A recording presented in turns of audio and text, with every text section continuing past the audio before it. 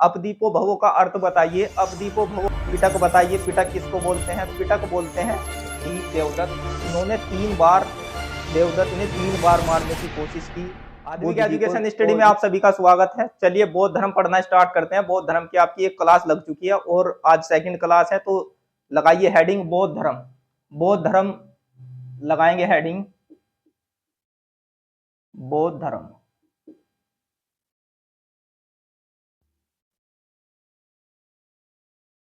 बौद्ध धर्म ये क्लास आपकी नॉलेज भी बढ़ाएगी और आपके एग्जाम के लिए भी जरूरी है। तो देखिए हमने आपको कहां तक करा दिया था। हमने कराया था आपको 6 वर्ष की कठिन तपस्या के बाद गौतम बुद्ध जी को ज्ञान प्राप्त हुआ और उस समय वे 35 वर्ष के थे। तो इसके बाद क्या होगा? इसके बाद वे उपदेश देंगे। ज्ञान प्राप्ति के बाद उपदेश देंगे। तो लगाइए हेडिंग उपदेश। उपदेश हेडिंग लगाएंगे उपदेश। ज्ञान प्राप्ति के बाद उपदेश देंगे। तो प्रथम उपदेश, प्रथम उपदेश उन्होंने कहां दिया था? जैसे मैं लिख रहा हूं ऐसे ही लिखिए, सारनाथ। स्थान लिख लीजिए ऊपर, स्थान सारनाथ। ये बनारस के पास में है। सारनाथ बनारस के पास, ऐसे लिख लीजिए, बनारस के पास।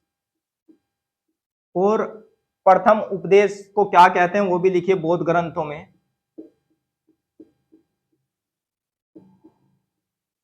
बौद्ध ग्रंथों में नाम, ऐसे लिख लीजिए शॉर्ट में, बौद्ध ग्रंथों में नाम धर्मचक्र प्रवर्तन। धर्मचक्र प्रवर्तन कहते हैं बौद्ध ग्रंथों में। प्रथम उपदेश को धर्म चक्र प्रवर्तन कहते हैं। और देखिए ये पाली भाषा में इन्होंने दिया था, तो भाषा भी लिख दीजिए, भाषा। ज्यादातर उपदेश इन्होंने पाली भाषा में दिए, ये आपको पता होना चाहिए। ज्यादातर उपदेश पाली भाषा में दिए। और प्रथम और अंतिम उपदेश आपको याद होना चाहिए। प्रथम और अंतिम लिखिए। अंतिम उपदेश क्या था? अंतिम उपदेश, अंतिम उपदेश इन्होंने जहां इनकी मृत्यु हुई कुशीनगर, कुशीनगर में दिया अंतिम उपदेश। और अंतिम उपदेश में इन्होंने क्या कहा था? अंतिम उपदेश कौन सा है इनका? उसमें क्या है अंतिम उपदेश में? अपदीपो भवो। अपदीपो भवो का अर्थ बताइए। अपदीपो भवो का अर्थ अपने दीपक स्वयं बने, अपने दीपक स्वयं बने, ऐसा इन्होंने कहा था। तो इसमें लिखिए अप दीपो भवो। अपदीपो भवो, अपदीपो भवो। तो इन्होंने कहा था अपने दीपक स्वयं बने। तो इसमें इसका अर्थ है अपने दीपक स्वयं बने। और इसकी भी भाषा पाली थी, ये भी लिख लीजिए, भाषा पाली। और ऐसे भी यहां नोट करके लिख लीजिए, यहां नोट कर लीजिए, ज्यादातर उपदेश पाली भाषा में, ज्यादातर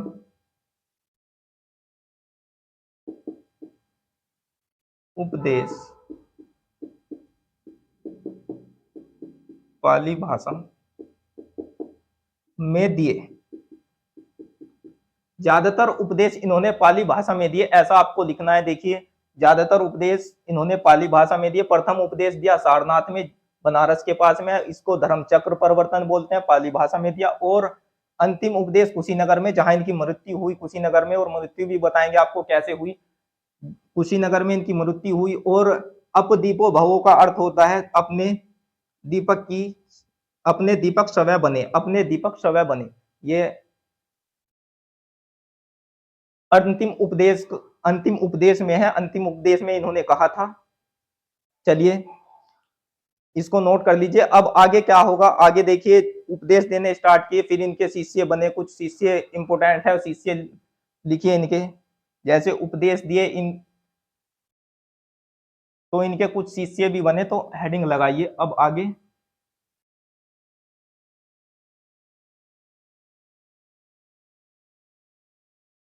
बुद्ध के कुछ प्रमुख शिष्य, लगाइए हेडिंग बुद्ध के कुछ प्रमुख शिष्य। बुद्ध के कुछ प्रमुख शिष्य थे। प्रमुख शिष्य, बुद्ध के कुछ प्रमुख शिष्य थे। इससे पहले इन्होंने, देखिए मैं वैसे ही बता देता हूं आपको, इससे पहले इन्होंने ज्यादातर उपदेश दिए थे कौशल में, कौशल राजधानी श्रीवस्ती में दिए थे ज्यादातर उपदेश, और कौशाम्बी में, वैशाली में भी उपदेश दिए। तो इन सब में इन्होंने उपदेश दिए थे। अब लगाइए हेडिंग, इनके बाद लिख लीजिए बुद्ध के कुछ प्रमुख उपदेश, बुद्ध के कुछ प्रमुख शिष्य, शिष्य, बुद्ध के कुछ प्रमुख शिष्य। तो शिष्य कौन थे बुद्ध के? जैसे उपाली, जैसे उपाली, आनंद, ये इंपोर्टेंट शिष्य मैं लिखा रहा हूं, आनंद, इनका पता होना चाहिए आपको, आनंद, आनंद और महाकश्यप, आनंद, महाकश्यप। और भी शिष्य थे महाकश्यप, जैसे सारिपुत्र। तो देखिए उपाली, इन्होंने लिखा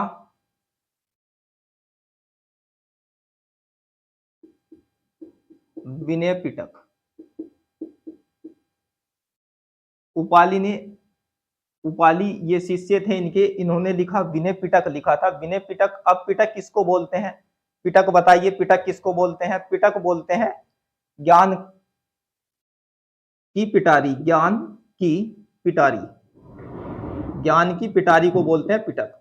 बौद्ध धर्म में, बौद्ध ग्रंथों में पिटक को बोलते हैं ज्ञान की पिटारी। तो ये विनय पिटक इन्होंने लिखा था, उपाली ने लिखा था विनय पिटक। और देखिए इसमें क्या लिखा हुआ है वो भी देखिए, इसमें विनय पिटक में क्या लिखा हुआ है? बौद्ध, बौद्धों के लिए आदेश या नियम, बौद्धों के लिए नियम लिखे हुए हैं इसमें विनय पिटक में। बौद्धों, जो बौद्ध भिक्षु होते थे उनके आदेश और नियम, उनके बौद्धों के आदेश और नियम, आदेश और नियम, इसको ऐसे लिख लीजिए, मैं यहां से रब कर देता हूं। विनय पिटक में लिखे हुए हैं, और विनय पिटक लिखा था उपाली ने। ये लिखा, लिख लीजिए यहां पर लिखा, उपाली ने लिखा विनय पिटक। और पिटक का अर्थ लिखिए, पिटक का अर्थ ऊपर लिख देता हूं, आपको भी लिखना है। ज्ञान की पिटारी, ज्ञान की पिटारी। अब देखिए इसके बाद आनंद, इसके बाद आनंद, इनका शिष्य, प्रमुख शिष्य इनका आनंद। आनंद ने क्या लिखा था? सूत्र पिटक लिखा था आनंद ने, सूत्र पिटक। और सूत्र पिटक लिखिए, सूत्र पिटक आनंद ने लिखा था, सूत्र पिटक, सूत्र पिटक। सूत्र पिटक में क्या लिखा हुआ है वो बताइए, सूत्र पिटक में क्या लिखा हुआ है? सूत्र पिटक में बुद्ध के उपदेश और सिद्धांत लिखे हुए हैं सूत्र पिटक में। सूत्र पिटक में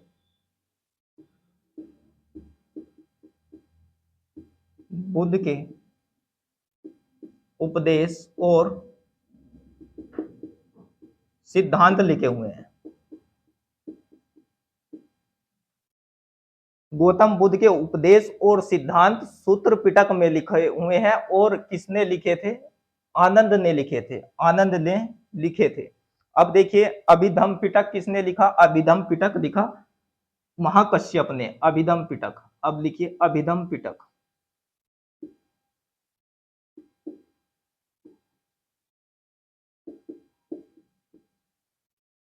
अभिधम पिटक, अभिधम पिटक अभिधम पिटक महाकश्यप ने लिखा था, अभिधम पिटक। और इसमें बौद्ध दर्शन लिखा हुआ है, बौद्ध दर्शन।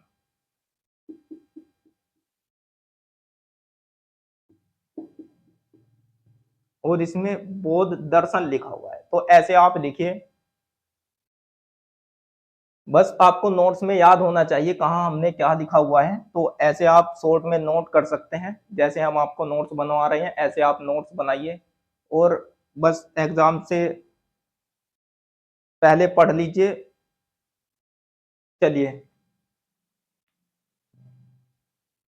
और इन तीनों पिटकों की भाषा कौन सी है? पाली भाषा है, ये भी लिख लीजिए। तीनों नोट करके लिखिए यहां पर ऐसे नोट पॉइंट, तीनों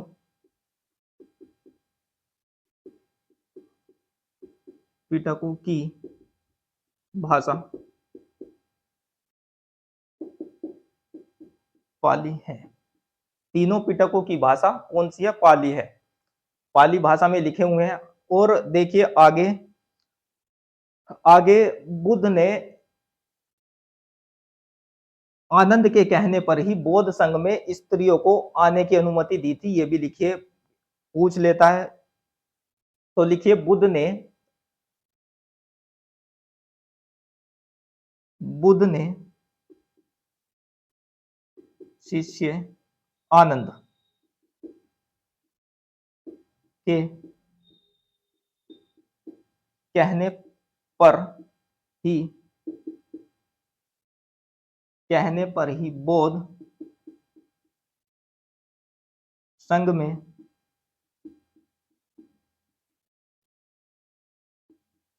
स्त्रियों को अनुमति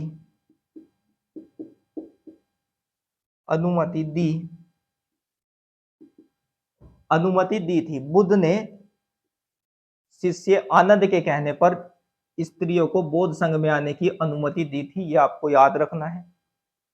और देखिए मैं ऊपर से रब कर देता हूं।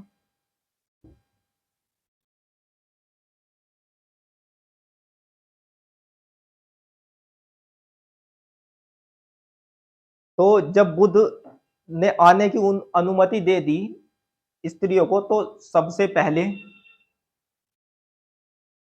पॉइंट लगाइए, तो सबसे पहले बौद्ध भिक्षुणी कौन थी? सबसे पहले बौद्ध भिक्षुणी इनकी मौसी प्रजापति गौतमी थी। प्रजापति गौतमी थी, लगाइए। सबसे पहली बौद्ध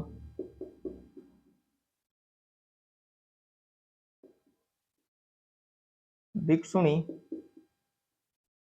सबसे पहली बौद्ध भिक्षुणी इनकी मौसी प्रजापति गौतमी, बताया था आपको, प्रजापति गौतमी इनकी मौसी थी। प्रजापति गौतमी, प्रजापति गौतमी बनी। प्रजापति गौतमी इनकी पहली बौद्ध भिक्षुणी थी जो स्त्री थी। अब देखिए आगे, और इनका एक चचेरा भाई था देवदत्त, वो भी भिक्षु बना। इनका चचेरा भाई देवदत्त, लिखिए इनका चचेरा भाई देवदत्त भी भिक्षु बना। लेकिन लेकिन ये देवदत्त ही इनका सबसे बड़ा विरोधी था। बुद्ध जी का सबसे बड़ा विरोधी था यही देवदत्त। इन्होंने 3 बार, देवदत्त ने 3 बार मारने की कोशिश की बुद्ध जी को, तो ये आप याद रखेंगे, देवदत्त ने 3 बार, ये देवदत्त इनका चचेरा भाई देवदत्त। लेकिन ये ही इनका इनका सबसे बड़ा विरोधी था, सबसे बड़ा विरोधी था। ये ही इनका सबसे बड़ा विरोधी था, ये ही इनका सबसे बड़ा विरोधी था। और क्या किया इसने? बुद्ध को 3 बार मारने की कोशिश की। असफल कोशिश की, लिखिए ऐसे लिखिए, बुध को इसने, लिखिए इसने बुध को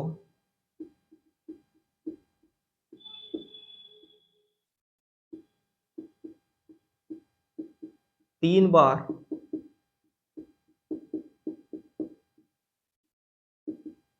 मारने की कोशिश, असफल कोशिश की,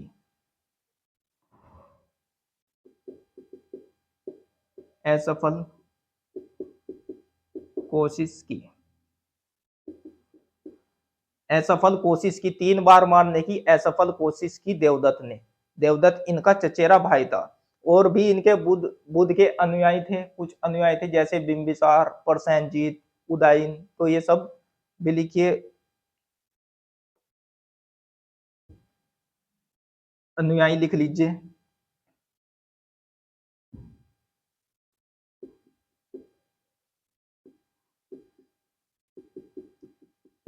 बुध के अनुयायी जैसे बिंबिसार,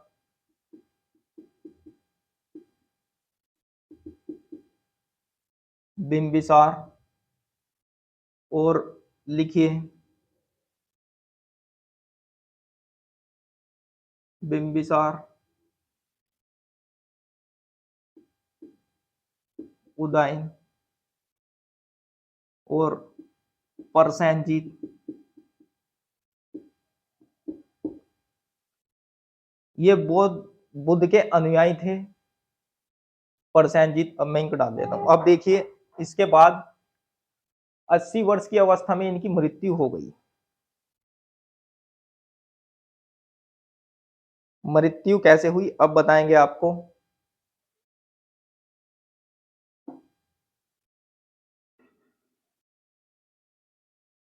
लिखिए अगला नोट पॉइंट, लिखिए ऐसे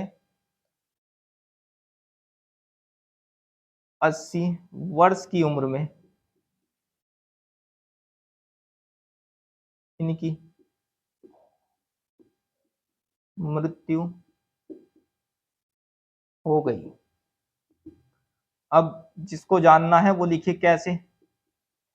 कैसे, ये कुशीनगर जा रहे थे तो रास्ते में पावा पड़ता है, पावा एक, तो पावा में एक बाग में गए, बाग में इन्हें एक लोहार बोलते हैं, लोहार, लोहार मिला जिसका नाम था कुंड, कुंड नाम था। तो उसने इनको खाने में प्रसाद के रूप में जहर दे दिया, तो इनको पेचिस हो गया, पेचिस रोग हो गया। तो जैसे ये कुशीनगर पहुंचे वहां पर जाते इनकी मृत्यु हो गई। तो लिखिए, लिखिए ये कुशीनगर जा रहे थे,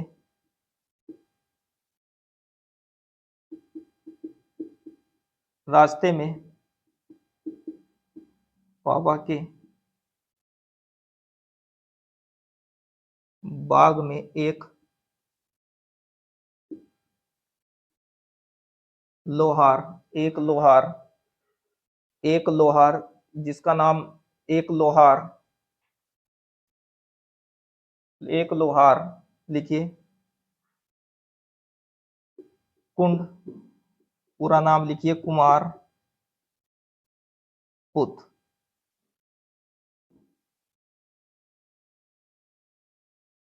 ने, कुंड कुमार पुत ने प्रसाद के रूप में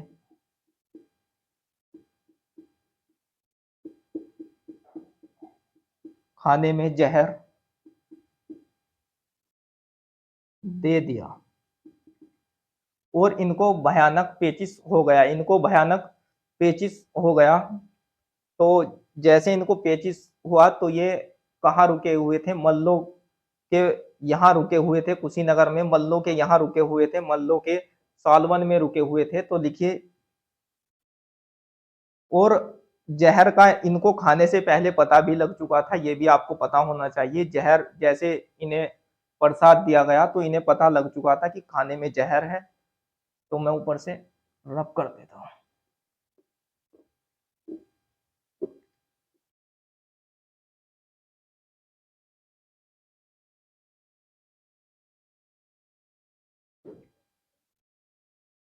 लिखिए पॉइंट। इसके बाद क्या हुआ, इनको पेचिश हो गया, इनको भयानक पेचिश हो गया।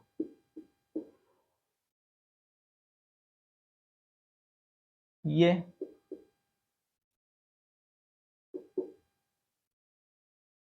मल्लों के सालवन में रुके, मल्लों के सालवन में रुके, मल्लों के सालवन में ये रुके थे और मल्लों के सालवन में रुके थे और रुके थे, मल्लों के सालवन में रुके थे, मल्लों के सालवन में ये रुके थे और कुशीनगर में इन्होंने अपना फिर अंतिम उपदेश दिया। जैसे मैंने बताया कुशीनगर उपदेश पढ़ाया मैंने आपको, अंतिम उपदेश कुशीनगर। तो ऐसे मल्लों के सालवन में रुके थे, यहीं पर इन्होंने, यहीं पर यानी कुशीनगर में इन्होंने अपना अंतिम उपदेश, अंतिम उपदेश, अंतिम उपदेश सुभद्र, सुभद्र ऐसे लिखिए, शिष्य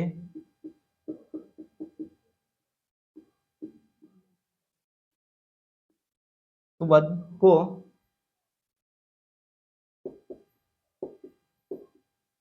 दिया और इनकी मृत्यु हो गई। ऐसे इनकी मृत्यु हो गई, ऐसे हुई थी इनकी मृत्यु। और जब 80 वर्ष की उम्र में इनकी मृत्यु हुई तो तब कौन सा ईसा पूर्व था, 483 ईसा पूर्व में। ऐसे लिखिए 80 वर्ष की उम्र में, 80 वर्ष की उम्र में 483 ईसा पूर्व इनकी मृत्यु हो गई, मृत्यु हो गई, इनकी मृत्यु हो गई।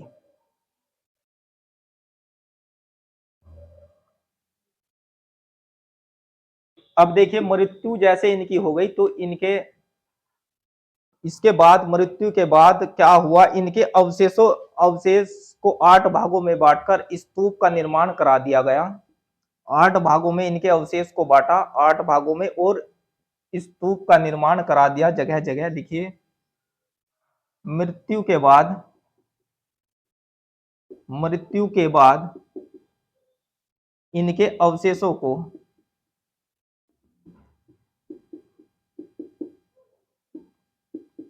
अवशेषों को 8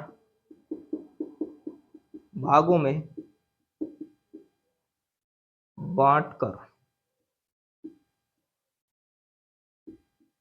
ऐसे स्तूपों का निर्माण हुआ। कैसे, इनकी मृत्यु के अवशेष जो थे उनको 8 भागों में बांटा और बांटकर स्तूपों का निर्माण करा दिया गया, स्तूपों का निर्माण करा दिया गया, स्तूपों का निर्माण करा दिया गया। अब देखिए 8 में से 7 भाग, जो 7 भाग है, 7 स्तूप है, 7 स्तूप, अब 7 स्तूप अशोक ने इनको 84,000 बना दिए। अशोक ने इनको वितरित कर दिया, अशोक ने, और 84,000 बना दिए अशोक ने। 7 अवशेषों को अशोक ने 84,000 बना दिए, अशोक ने वितरित करके 84,000 बना दिए। तो ऐसे अशोक ने 7 स्तूपों को 84,000 बना दिए वितरित करके, तो ये भी आपको पता होना चाहिए। चलिए, तो अपनी क्लास को यहीं पर रोकते हैं, मृत्यु तक हमने पढ़ लिया स्तूप। अब आगे देखिए, पढ़ने में थोड़ा टाइम तो लगेगा, अभी और 1-2 क्लास और आएगी, लेकिन ऐसा पढ़ेंगे बिल्कुल एक ही बार पढ़ेंगे, एक ही बार समेटते हुए चलेंगे चीज़ों को, बार-बार नहीं पढ़ेंगे। और बस जैसे मैं नोट्स बना रहा हूँ, पॉइंट लिख रहे हैं, ऐसे ही पॉइंट आपको लिखने हैं कॉपी में, और एक ही बार समेटते हुए चलेंगे, बार-बार नहीं। बार-बार जैसे नया क्वेश्चन आता है तो एकदम अलग से पढ़ना पड़ता है, तो ऐसा नहीं करेंगे। चलिए, आगे पढ़ेंगे अपनी नेक्स्ट क्लास में। चलिए, थैंक यू।